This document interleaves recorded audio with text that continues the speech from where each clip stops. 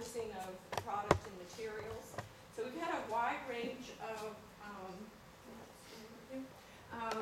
topics that kind of cover a lot of different areas that we have in our department. And today we have a speaker who's actually originally from Texas. He's now in Alabama. But he is someone that when the housing and property management students went to Germany on their study abroad for the last several times that we've been, he's met us in Berlin and talked to us about the housing situation in Berlin and managing properties in that area. So I'm going to ask Dr.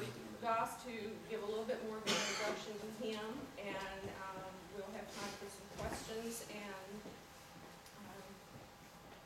after that, and there will be a reception after that. So keep passing the sign-up sheet along, and when it gets to me down here on the front, I'll hang on to it, and if you need to come in late, there's also one out there. So thank you. Is this thing recording? Yeah, Well, it's a real pleasure for me to introduce Bob Bentel to you. As Dr. Beamish said, I first met Bob when we took students to Germany. Dr. Parrott, I took students to Germany 6 years ago, I think it was.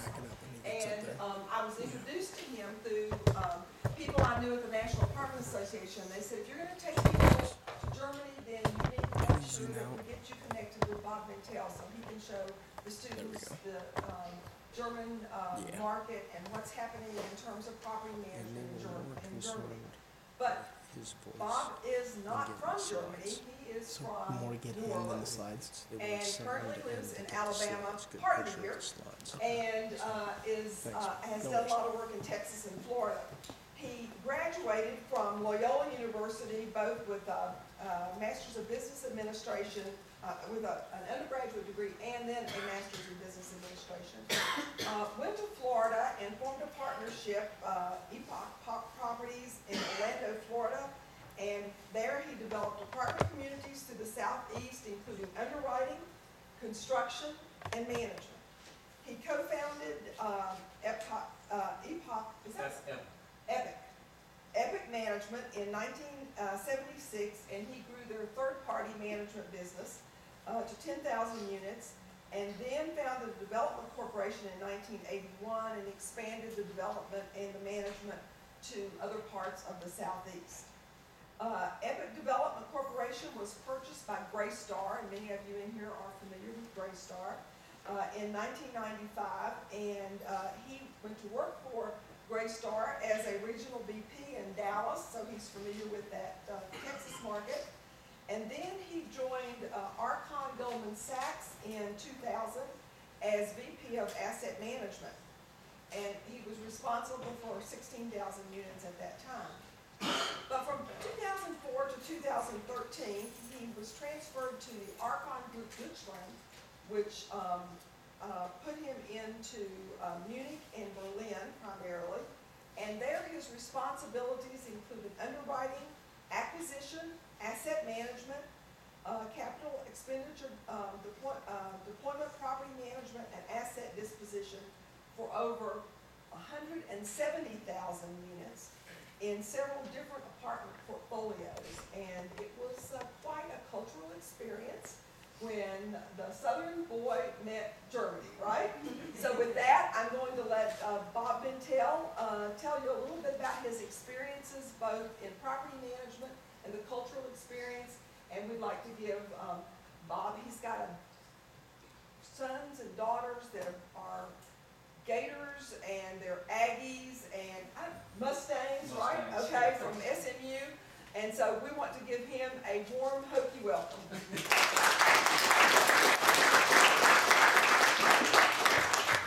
So any German speakers here? Well, good. We'll go ahead and do this in English then. I did want to just confirm, though, most of you are either property management, construction management, or real estate students. Okay, so I have a little bit of a background in those fields, so I think we ought to be able to get through this, but most importantly, maybe answer some of your questions.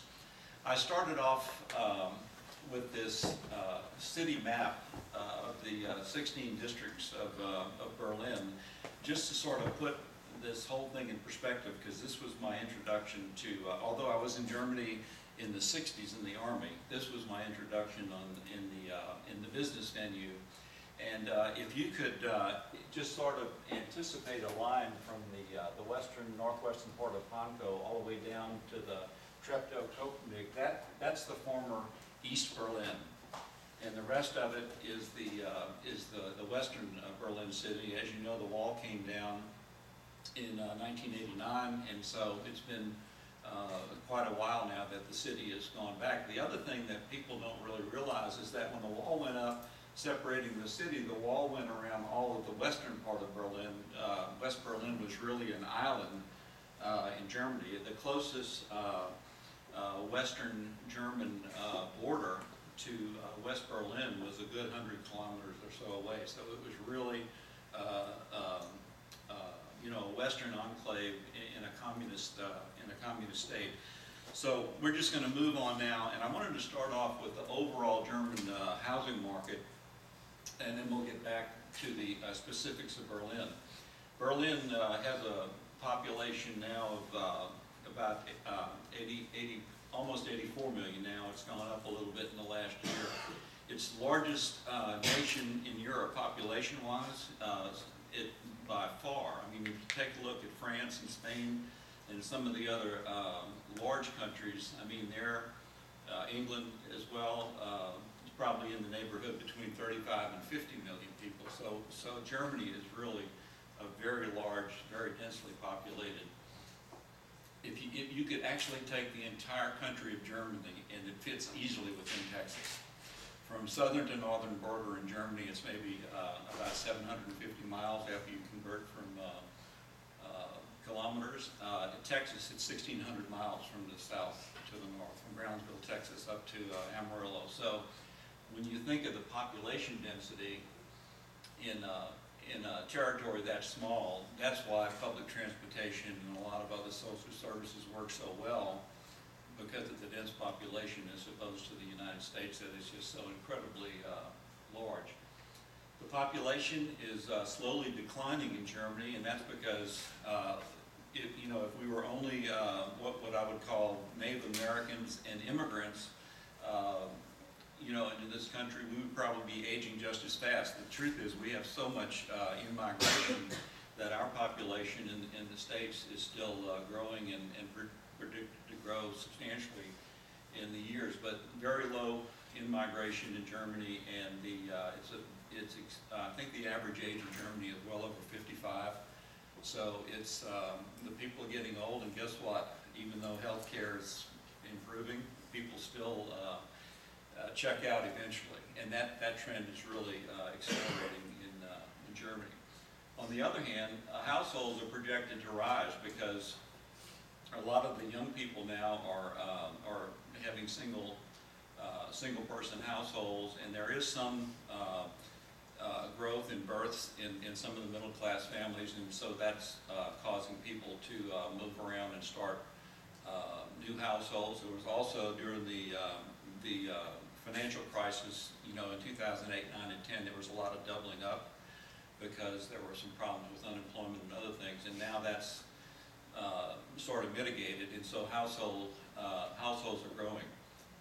40 million housing units in Germany with a population of 84 million. So you can see that with 60% of those being apartments, it's 24 million apartments in this country. Germany also has some of the lowest home ownership of all the European countries. Most of the time it's in the 65–70% range, and in Germany it's 40%. There's lots of reasons for that. Germany, after World War II, when the wall came up, there were lots of reasons why it was just very, very difficult for people to earn enough money to really own a single-family house. And the government, on the other hand, because Germany was just leveled in 1944, 1945, much of the only way they could house people was just to put up high-rises as quickly as possible. And so that sort of gives you an idea of why Germany lags a little behind the rest of Western and even Eastern Europe. So if we go back to to Berlin, about 3.4 million people. If you include the exterior metropolitan area that is just on the outside of those borders, you saw the Berlin map. There's almost another 800,000 or so people. So it's the third largest city in Germany, but it's a very distant third. When you compare it to London and Paris, there you have, I don't know, every demographic report I see shows different populations because I think they include different suburbs and all. But for both London and Paris, it's somewhere around 15 million or so. So, as I say, Germany is, Berlin's a very large city, but a distant third. Also in Germany, which is a little bit unique, is that there are really seven major cities in Germany. If you could combine some of those, you'd be on a par with some of the other European capitals. But there are some others, like Munich is about 1.4 million, Hamburg's about the same, Frankfurt's almost 1 million. So there are some other large cities in Germany, whereas in England and France and Spain, some of the secondary cities are not as prevalent as they are in Germany. So the good news about Berlin is that the population is slowly growing. In the last 2 years, they've added about 50,000 residents in Berlin, and they still have a fairly high death rate and a low birth rate, but there's still enough in-migration because of it's being the capital of Germany. It's a huge cultural and entertainment, and then education is very prolific in Germany. So that's good news for Berlin. But you can see in the housing inventory, 1.6 million housing units in Berlin, and 1,300,000 are apartments. So I mean, you can do the math. That means about 300,000 single-family homes, and there's about 240 actual single-family homes in Berlin, and the rest would be owner-occupied. We would call them condos there too. The interesting thing about many of the buildings that were during the 90s and early 2000s that were converted to condominiumize only partially sold out. So it's a mixture of the original owner owning the building, or perhaps a bank owning it, and then some ownership and some rentals. And they call this in Germany a Swiss cheese building because it's got a mix of renters and owners. In Berlin, contrary to Germany, which is also already the lowest home ownership in Europe, it's only 16% home ownership in Berlin. And a lot of the reasons for that is during the time when the city was geographically separated, that there just wasn't enough income for people to really either build. Very few single-family houses were built after the war because there was so much damage for one thing, and then people just didn't have the money to rebuild single-family or to be able to afford it. So Germany is really probably, not talking about Chinese cities or Hong Kong or other places in the world, but in terms of Europe, Berlin has the most apartment residents of any major city. We'll talk about this a little later. We have some rent control issues in Berlin, which you don't generally find in the U.S. And when Berlin was recombined as one city and became the capital again of Germany, the rents on the east side were very, very artificially low. With the communist government, everybody got a place to live, but the average salary was somewhere between 60 and 80 marks a week, and so rents were just artificially low. It was all administered by the government.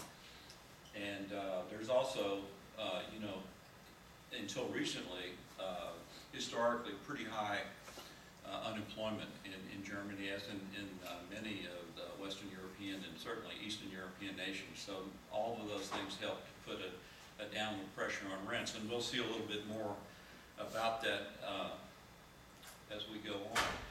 Everybody's interested in some basic property management differences between our system and the German system.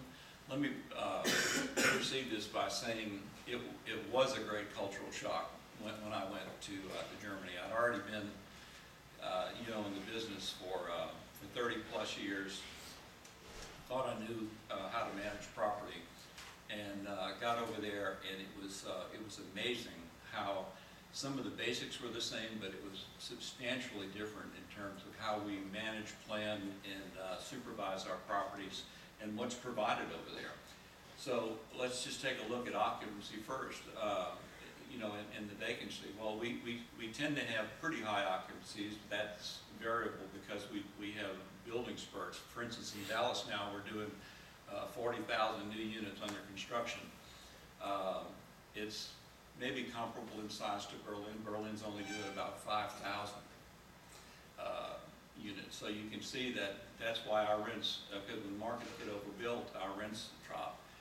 The occupancy is very stable in Germany, and so we only have about a 10% turnover per year versus 50-60% in American apartment communities.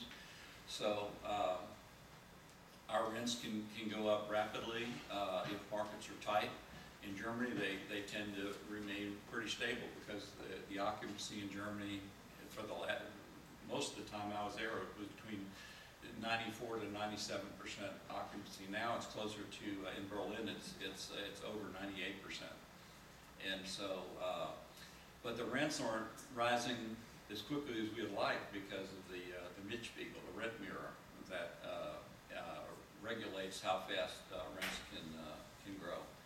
So new construction, we touched on that. It's very, very low in Germany. Why? Number one, it's very, very expensive to build in Germany. They're putting in new infrastructure is incredibly expensive. It's expensive here too, but particularly there. And it's limited because most of the heating in Germany is provided by what they call central heating.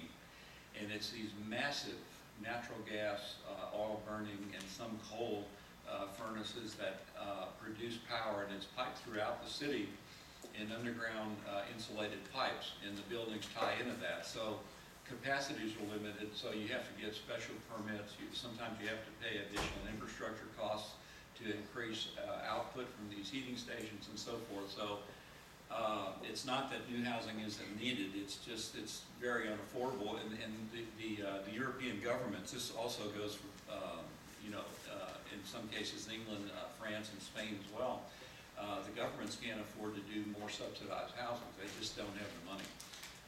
Even though their tax levels are close to 46%, as opposed to ours, that's maybe more like the 25-26% level.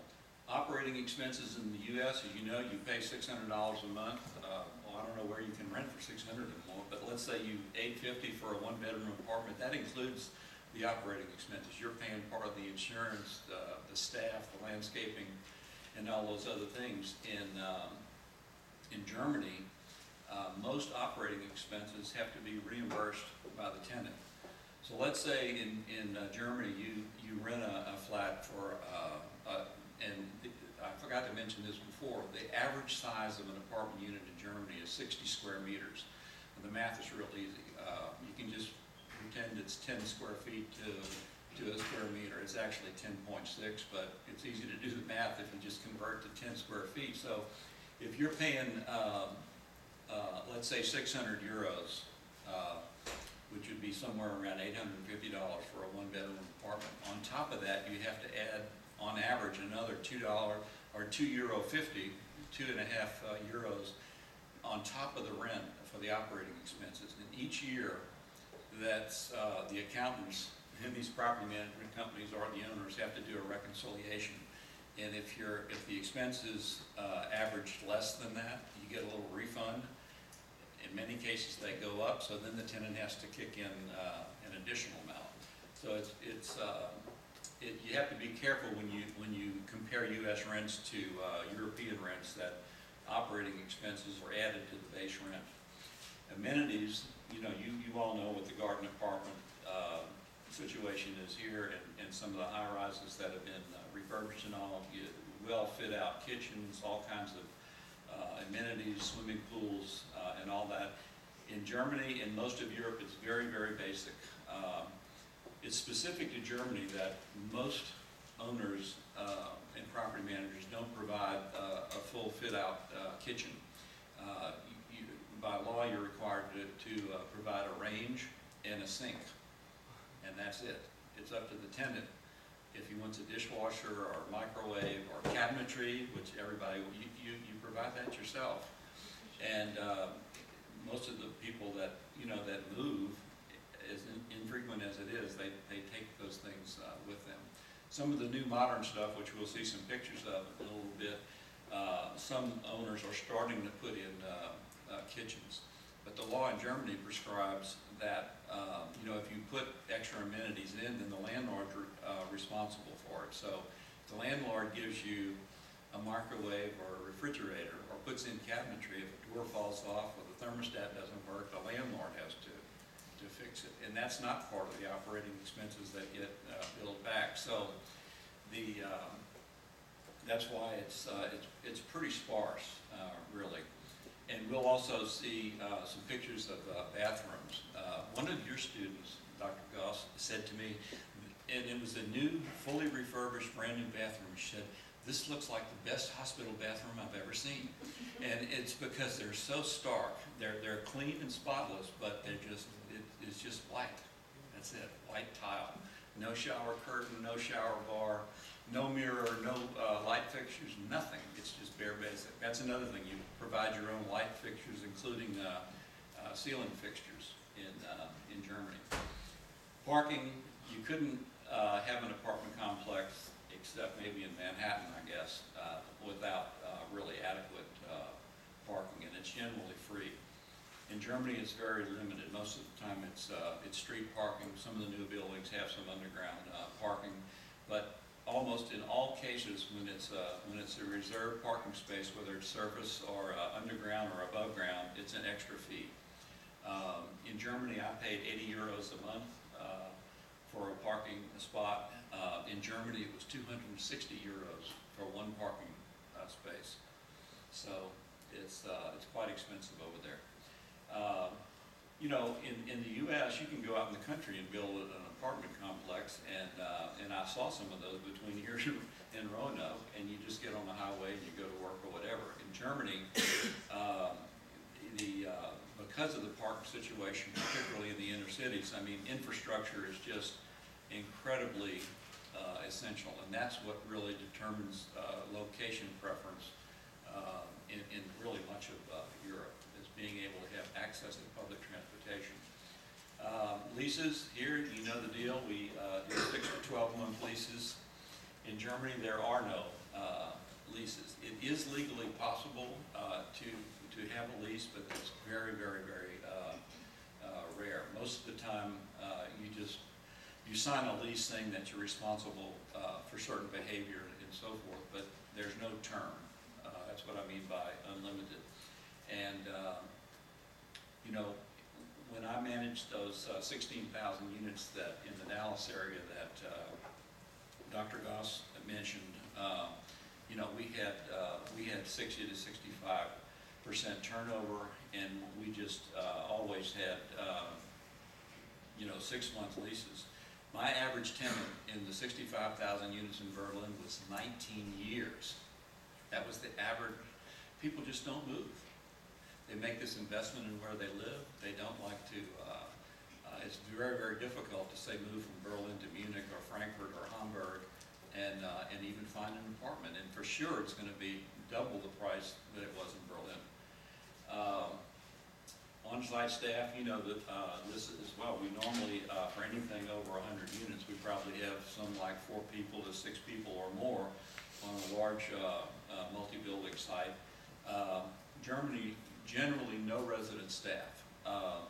And they do have usually a janitor that's assigned to the building, comes by every day, maybe checks the public stairwells, picks up any trash at the front door sometimes. And that's really it. And that janitor salary is part of the reimbursable expense from the tenant to the landlord. And when things, like if you have a roof leak or a breakdown in plumbing or a major electrical supply, those things are the responsibility of the landlord, but they'll call in a subcontractor for that. That gets added to the tenant tab for the operation expense.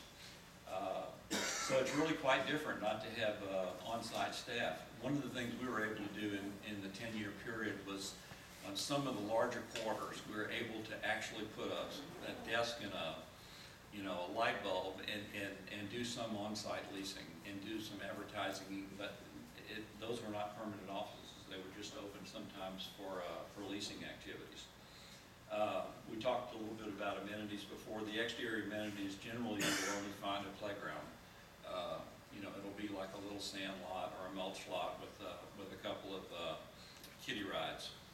Sometimes maybe a little bit of exercise equipment, not sophisticated, but just like a chin bar or overhead bars or whatever. Heating and hot water and air conditioning. Usually that's individually metered.